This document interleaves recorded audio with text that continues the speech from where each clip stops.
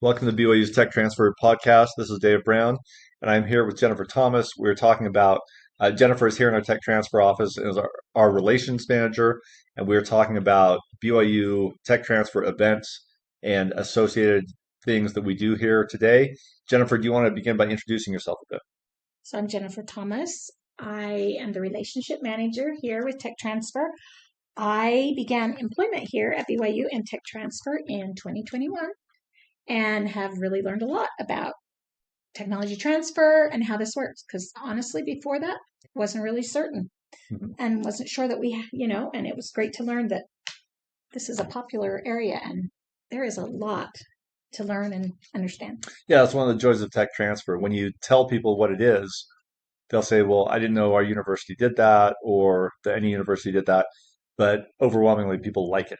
They like the fact that we're taking these academic inventions and getting them out in the marketplace.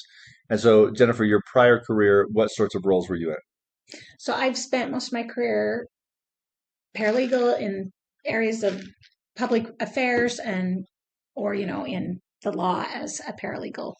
I have worked in various areas. I started in criminal law, did a little bit of real estate, and then in a private law firm I did international law, worked in that area, and then went to a corporation and had bumped around to various departments. And before coming here I did compliance and correlation and some IP. Okay, I didn't realize you had started with criminal law. That's super interesting. The of your legal experience, which part do you think is most relevant to what you do here at Tech Transfer? Definitely IT, intellectual property. I Yeah, did focus more on copyright licensing, but yeah. definitely that. Licensing is licensing at some level, right? So, okay, well, here are the questions we're asking. First, let's talk about event planning and objectives a little bit. Can you describe some of the events we do at Tech Transfer?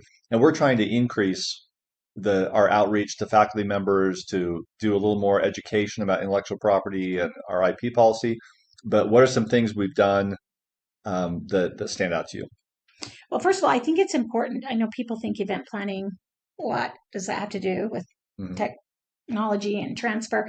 But I think the whole event planning is a great way to engage and involve with the community. Our community, therefore, would be the university, students, faculty, anyone. You have potential people to license, you have startups, but I think it's a great way to remember it builds relationships Mhm. and it engages people and it will draw more people interest and they'll understand and learn. So I Mhm. think that's important. So I think we have one that's coming up called the SBIR event, which has been for small business Yeah, it's innovation SBIR grant, research. Yeah. exactly.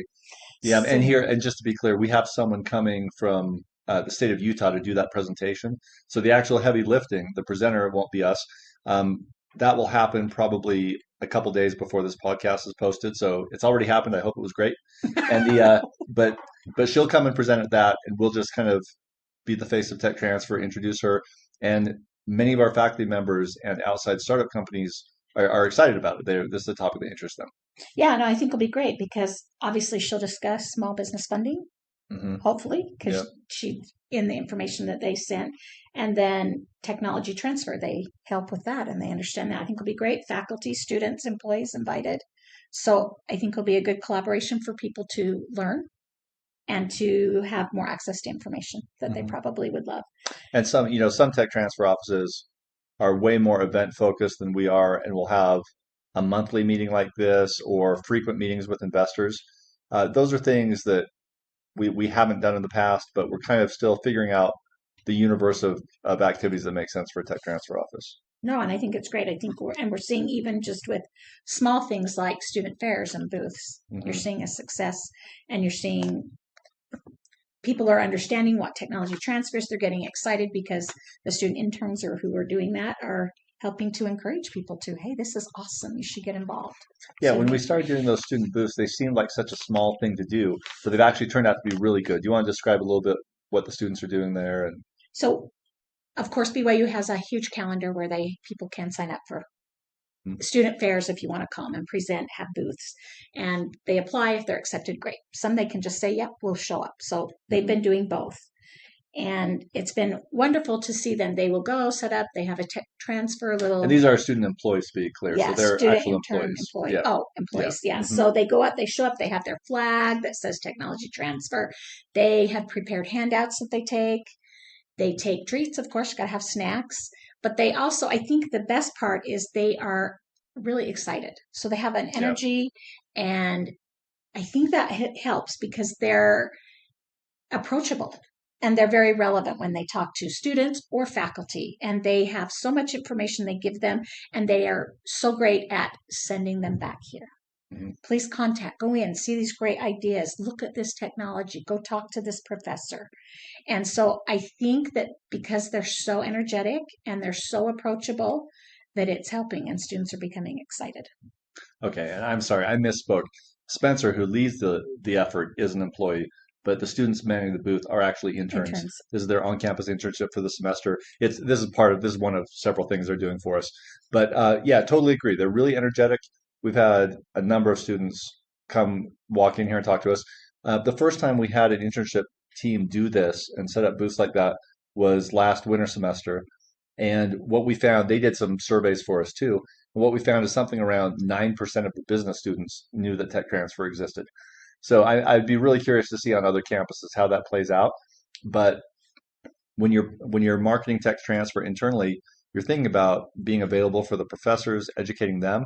But kind of the next level is to reach out to the students and get them involved. And that's kind of where we are, what we're trying to do. Hopefully we're above 9% now. But this booth is huge and people are coming and talking to us because of it. Well, I think the idea of you have your contest coming up for student inventors. And then I also think opportunities that may exist for startup companies as a student. I think those are both two important things that the students are like, what? That exists. That's Right. cool. Right. Oh, and with the student booths or any of these activities that they do, um, so they'll come to you for material requests like swag they need to give away or treats or whatever. Treats, graphic. What sorts of things do they need typically? They have been doing flyers, which is Hmm. weird, I thought, but they've Yeah, created them. They're they great. look good. Yeah. And we've reduced it so we're not handing out big 8x10. They've reduced it. We've got little quarter sheets, so they're just small, but they're colorful. The content on it's great, and so they've made really good use of what they could do with that, and that seems to be very popular. They also like to feed them a Yeah. lot of things. Yeah. No, the treats they pick. So this is one of my favorite stories. I've told this so many times to people. Last winter semester, when they came to you the first time to set up the booth, they asked for refreshments for the event, and they asked for it Fishy was crackers and go-go squeeze packets. fish crackers and go-go squeeze packets of applesauce. Right. So packets of applesauce. And when they said that, I thought that's crazy. That's really strange. And so, but this is why you have to have students involved in activities that cater to students because they knew exactly what the students wanted. Those things were extremely popular, and they used them several times. And so when I've told people this story, I've said, "So what do you suppose we'll do for refreshments next time they do a booth?" And people will say applesauce. And I'm like, "No, whatever the students say. We Right. just need to have as like older workers in tech transfer, we just need to have the humility to learn from the students what students need." And so that makes me think of that. But okay, also patents and pasta. Do you want to talk about that a little bit? Sure, it's something that we're planning. It's an event that I know historically We Tech did it for a Transfer few did, years. Yeah. yes. And then 2020 hit, and so it hasn't been done since then. But now we're going to do it in 2024 in the spring, in March, I Hmm. believe is the date. Um, I the hope is that we have tables that you have an attorney on Hmm. and students Yeah, and faculty. and faculty. Yeah. Probably more faculty, I would Well, assume. we invite faculty, but they always want to bring their grad students because they see this as so the purpose is to educate on Right. intellectual property issues, but they see this as an opportunity to educate their students who work for them. So professors will come with patent questions. Most of them are pretty comfortable just reaching out to us with patent questions anyway, but they'll bring students. And so the setup is you have an attorney who works for us at outside counsel at each table. And so it's just an hour to eat food and talk and discuss whatever patent issues seem relevant to them. In the early years, the first couple times, we had a speaker, like we'd have a presentation as part of it. But then we decided that's not why people come. So we did away with the presentation, and it's just welcome, eat, and talk to your attorney. And people seem to really like that. Well, informational. I mean, if you're walking someone through a patent prosecution, that's really helpful to Yeah. someone who may not understand all those steps. So Yeah. So with any large event, we have a huge campus, we have all kinds of great venues. How hard is it to set up something like this, or what kind of advanced planning do we have to do? but mostly, I think to make sure you have the right people invited Yeah. and you have the right attorneys there that are willing to share and network. Yeah. That's right. The invitation list turns out to be the hardest part, I think, for us. So, okay, well, there are other things we're doing and planning to do, but that just gives you a little flavor for the sorts of activities that are good for us. There are some things that other tech transfer offices do that we probably should emulate that we haven't really done. Some of them, um, like I know Notre Dame does tailgate parties that are really great, or they have done before. We did a combined event in Las Vegas last year. That was great. Other universities do things like that. So there are plenty of opportunities for us to experiment with other kinds of activities, but this is where we're at. All right. So next question though, Jennifer, in tech transfer, how do we, you're in charge of relationship management. How do we interact with other departments on campus? I think it's important that we network. That's the biggest thing. And we serve as a service department. We are a service for the faculty, and we're here to provide a service for them, answer questions. Communication's important. So I think we are able to socially work with, for example, we have Creative Works and we have copyright in our own here in our office. We're able to work with them Oh, on and a I should explain, most universities don't have a creative works department. So this is like tech transfer, but they're a separate department and they're working more on commercializing what you think of as more academic research tools, typically not patented.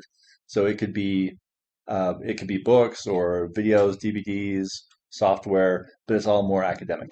Anyway, but they're next door to us for obvious right. And I reasons. think it's great that it's a good resource. We can be a resource for them. They can be a resource for us. Hmm. But I also think it's a good opportunity for us to network with each other and learn and gain more information. I think Sure. that's helpful. I think office events, BYU events, student events, all of those are important that we have a face. Hmm. Somebody is there to represent and somebody is there to say, hey, this is tech transfer and this is what we do. Hmm. I think for you, research administration, I think the biggest thing there is they're a resource for us and we are a resource for them. Hmm. I think it's good that we can communicate and work together and build a relationship where we're not afraid to ask questions, even the And hard so, ones. so this is the research administration office here. At some university, that would be maybe called grants and research or something, but they're the people who help professors obtain research funding. Right. And they have access to a lot of information that sometimes we don't fully have. We may Right. have to contact them for help with the grant that we didn't work on. We were not Hmm. in the loop. So I think it's important that we have that good relationship, just of trust that we can say, okay, give me this Hmm. information. I'll give you what you need and we can ask questions. I think it's important because a lot of times they have a face with the faculty where we may not on that end for a grant. Yeah. Yeah. And sometimes, uh, many times faculty will come up to us with a question that really should go to them, or we'll go to the research administration office with a question that should come to us. So lots of coordination to do there. I think it's a good working relationship because I think you see them. Yeah, it Oh, really we is. have this. Help me with this, or we're going to do this, or is it okay if we do this with this Yeah. technology? So I think And it's been great. in terms of personnel, we know and like all those guys a lot, so Right. that's good. But other like academic units, that's maybe something where I should be the face of reaching out to them. But I do. We've had a number of meetings with departments lately to introduce new employees from tech transfer, and just make sure everyone knows how to interact with us and what to do, and that's been good. I'm always looking for departments that we haven't interacted with that we could interact with. So I don't want to speculate about who that would be, but there are definitely some departments that I'm trying to reach out with that we could cooperate, but we just haven't yet. So have to constantly be working on that. Right. Okay. And anybody that's not normal, I mean, that's good. Somebody that you'd reach out to, you'll discover a lot of things, I think. Yeah. And so maybe, and the campus is a huge place. You always learn about new things going on that we have a student body of what, significantly over 30,000. So there are a lot of things happening and it's hard to keep track of it all, but there are so many opportunities. Okay. So Jennifer, maybe we hit this topic a little bit already, but what events should we do as a tech transfer office that we're not doing? I think we could be more involved in department events. We could Yeah. go, like you said, maybe we go to the College of Life Sciences and say, hey, Can we do an event and tailor it to you? What are your needs? Oh, How I can see. we help? Hmm. Can we give some information, education? I think by addressing their needs, I think you will build a better relationship, and then they're more able to say, oh, well, maybe this would be helpful to Hmm. us. Which I think an event, it doesn't even need to be big. It could be maybe it's just somebody from tech transfer. They Hmm. go, show up, sit down, have a discussion, Okay. collaborate, share ideas. I think that's easy. That's super interesting. The what we kind of do now that I think about it is we'll do some hyper tailored events because Mm-hmm. we present in classes. So a professor has a specific class. I might create a PowerPoint specifically for that class for those 25 Right. students or something and go present. And that's great. I love doing that. And then we'll do these events that are campus wide. Anyone can come learn about the SBIR thing or whatever. But there's not too much in between. So yeah, we probably could tailor more individually. One thing is there are other departments on campus that are more outward facing uh, in an institutional way, I guess, towards investors and people like that. We obviously interact with a lot of investors who are interested in our companies, but we don't hold events for them, or at least we haven't very often, the way that some tech transfer offices do. So that might be an opportunity. And then, Once again, engaging them in something on campus already, a tailgate party yeah, sponsored by tech transfer for these particular businesses or whoever. right. So, and at some level, now that I start talking about these ideas, there is limited bandwidth. There are only so many of us here. There are 5 full-time employees here, and then a bunch of student employees, and so there's only so much we can do. But I like the idea of constantly pushing ourselves to try some new activities out. So, all right. What are some, so in your role, Jennifer, what are some problems that you routinely address for faculty members? What do they come to you with? I think the biggest thing is deadlines. We need a signature or we need something written or an answer and deadlines. So sometimes I think that maybe we need to be more clear and say, I need this within 24 hours. If we do Oh. that, I think we get a better response. So that would typically be, I think, a situation where we're somewhere in patent prosecution and the attorneys have said, we We have need a until this date to deadline. get a signature. And actually, this is one of those things where maybe we don't talk about it because it seems so ordinary. But in tech transfer offices, you have to do a lot of work of tracking people down for signatures. There's so many inventors, and there can be someone who invented something 18 years ago, and now you need their signature. Right. And so contact information can be hard. I also think a big one is just updates. They're not sure what's happening or Oh, where sure. it's at in the process. Or I thought we filed this. Is it not? Maybe they don't understand the difference in patent prosecution between one kind of application versus another kind of patent application. Mm-hmm. So I think sometimes just updates is a big deal. And I think offering that in a simple email saying, here's where we are in the process. We Mm-hmm. just filed this, and so this is what will happen in the next whatever, 2 days, 2 weeks, 2 years.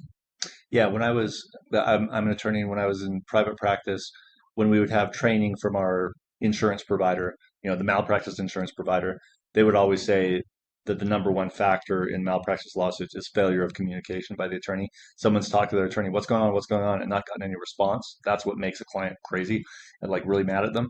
And so that's probably true for any kind of relationship management, whether it's a law firm or tech transfer or whatever else. And it is easy to receive a disclosure from a professor and to be working away at it and to forget to tell them what you're doing for them. I think we probably do that quite a bit. And so we put in some new processes here where after we receive a disclosure, there are set calendar timelines where each of the licensing people have to get back to the professor to say, hey, here's what's happening. And sometimes great things will be happening and sometimes frustrating things will happen, but at least they'll know. Right. And I think that would make it easier for them and Hmm. easier for us because then we don't have to worry about, or we won't get somebody disgruntled. They're upset Yeah. because they don't understand or they're frustrated with the process. If you just send them email beforehand saying, here's what to expect, Hmm. then we seem to get a much more positive response, which we should. We should be able to give that information easily. Yeah, and the communication goes both directions too. Professors will forget to tell us things too. So if we're in regular contact, they might say, I've actually made a significant improvement to that technology that we should think about protecting. Or they might say, I've moved on to other projects. I can hand the technology off to you as it is, but I'm not going to put any more time into this because I'm off doing something different. So that kind of information is super helpful for us to know as well. All right, well, great. So one thing you do that again is critical and important part of what we do is hiring, especially student employees. How do you find good student employees for tech transfer? A lot of times it's resume and you look at what they've done. Most people will not have had experience in a technology transfer Right. environment, but maybe customer service Well, is a back up. good one, or accounting if you're hiring for accounting. Are they interested in that field? How do you attract them to begin with? How do they see our listings? Well, student jobs are a little different because we can advertise it a little differently. We can tell them it is more of a clerical position or more of an accounting clerk position in tech transfer rather than it's tech transfer related position. So I think tailoring it to their needs when we Mhm. post it, like this is cool because it's And I'm just wondering clerical. mechanically, where do you post it? So for student jobs, we're required to go through the student employment office. Okay, They post it. We send them the got it. posting. They post it. Okay, and then, sorry, to the issue you were talking about, is then it's a matter of characterizing the job correctly. Yes. What do you find is appealing to students? What do they want to get out of it? A lot of people enjoy a social job. Okay. Now, this might not particularly be an office where we have a lot of contact with the public. Hmm. It's a little more quiet and reserved, but I think letting them know that there are lots of other student employees here Yeah. and that they have time to make connections and to meet people, I think is great. Yeah. Yeah. I think they like that. And then we've moved towards being very open door, like students walk in and walk out. Used to, when I was coming again from law firm practice, it was really an adjustment to have people showing up without an appointment and just out of the blue. But now I'm completely open to it. A student can walk in my door anytime they want. If I'm not actively doing something else, I'm happy to meet with them. Yeah, I think they may come in thinking, "Oh, I'm just going to be a receptionist." But Oh, when they leave with a lot of oh information yeah. and gain new skills because of that open door. Because they can go to anybody in our department and say, I have a question on a startup, for example, Hmm. or I have a question, I'm in this engineering class. Do you know the answer? I Hmm. think that happens, and I think that's Hmm. helpful to them. Okay, yeah, I'm thinking through the types of employees we have. So we have receptionists, we also Accounting have students accounting students, and these are BYU has a great accounting program. These are masters of accounting students, right? or trying to Or trying become, to yeah, be. trying to get into the program. Yes. They've done a really nice job for us. They're bright. And then we have the students I work more with, which the ones I was describing earlier, which are business students. We have three for me, actually five, because one of them has two working for him. And then we have an on-campus internship team. That's another four.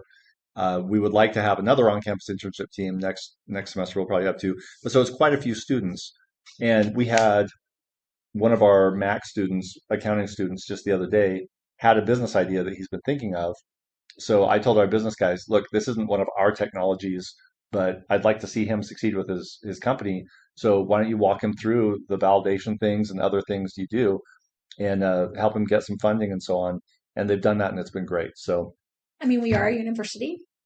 We yeah, teach, but that doesn't necessarily have to be in the classroom. I think they gain a lot. We had right. another one, if you remember, a former one that had some experience in an area that you used for Bitcoin.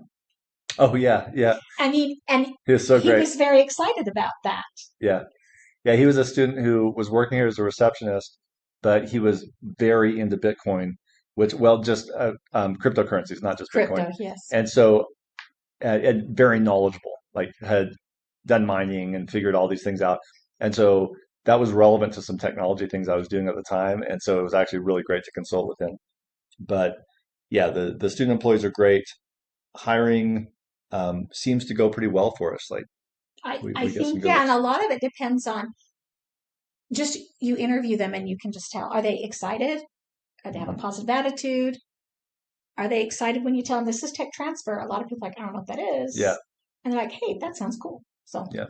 Ultimately, when they get here, I think they're pretty happy to be here. And I do think getting tech transfer on a resume is helpful to many of the students. I've had feedback after the fact that that was an interesting thing for them to talk to people about in their job interviews. So that's helpful too. Part of the question that we've talked about so far is we're running a department here, tech transfer, and we have a specific unique way of doing things, a number of tasks that we do, commercializing technologies, and they're really fun. But at the same time, we're also BYU. You've got to do what's in the interest of the university. And so providing that experiential learning to the students is part of the university mission. Even if it's not something you think of as tech transfer, it's valuable because of that. So, okay, last question, I think, is Jennifer, how do you stay on top of the details? So we have patent prosecution, all these other things, the professor questions you were talking about, you get hit with.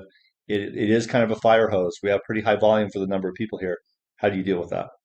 Well, we have our databases, of course, that are helpful. Yeah. But I think even more effective for me personally is just calendaring because sometimes the database won't flag it when I can flag that on my calendar. Okay. I think a tickler system, good old Mhm. fashioned Yeah. tickler filing system, still works if it's something that you know is a priority. But I do use the databases to give me dates.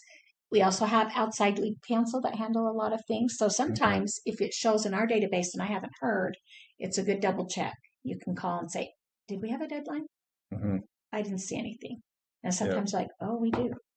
Yeah. Or sometimes they're, oh, we already got that. And so maybe our information may not have been accurate. It's a good way. But I think the biggest thing is just calendaring and writing it down for me. Hmm. Yeah. And we have systems that we put in place. Like that's really what you're getting at. I like a low tech system sometimes. So if you put it on the calendar, I know I'm going to see it. Right. And we do some redundant systems to the extent we can If that's outsource okay. things. Yeah, which is good. To the extent we can outsource things and have outside counsel managing dockets for us, that's what they need to do, and it's helpful for us. But then we have in staff meeting, for example, we do a weekly staff meeting, and we have reminders on there about all kinds of things that we just wouldn't want to slip through the cracks. If you're considering these issues, like upcoming patent filings and so on, every week, you're unlikely to miss anything. So I think it's good that everybody collaborates, everybody discusses so that everybody's on the same page. Because somebody might have information that I don't. So it's great to say, oh, really, that happened. Okay. mhm, So that we can change whatever we need to change in the details and make sure we meet the date or whatever. mhm. Okay. Well, so last week I got a call. It was really great. I was talking to someone at a university who was just setting up their tech transfer office. Oh, And so they were thinking of foundational things. How do you measure success? How do you set things up? When from your perspective, what would you see as the key things that you would want to get right if you were creating a tech transfer office? I definitely think you need databases that are user friendly, but pay attention to detail so that Hmm. because there's a lot of detail and a lot of dates, Hmm. especially with patent prosecution. So you need to make sure that you have access to a database that's a little more advanced in keeping track of details Yeah. so that you can Yeah. find things easily. Whatever software system you use, you're just going to be completely wedded to and spend tons of time in. We One thing we could do to improve our system would be to have better contact management. We should be sharing and managing business connections better than we do, but there are a million things to work on, and we're chipping away at them. So Networking. Yep. We need networking sites, I think, would be helpful yeah, where people can have access to our network easy. yeah. So, but things are going pretty well. So Jennifer, thanks so much for the interview. Appreciate that. Um, any final words? What would you say for someone considering a job like yours in tech transfer? I would say look into it. I think you'd be surprised. It is a great field to work in. It's a great place to be. I think it will improve a lot of your analytical skills as well as your communication skills. Yeah, nice. Well, things are going great for us here. I often think what I really need on a day-to-day basis in a job or maybe life generally is just for things to be interesting. Tech transfer is very interesting. It's new things all the time. So having a good time with that. All right. Well, we'll do another episode next week. See you then.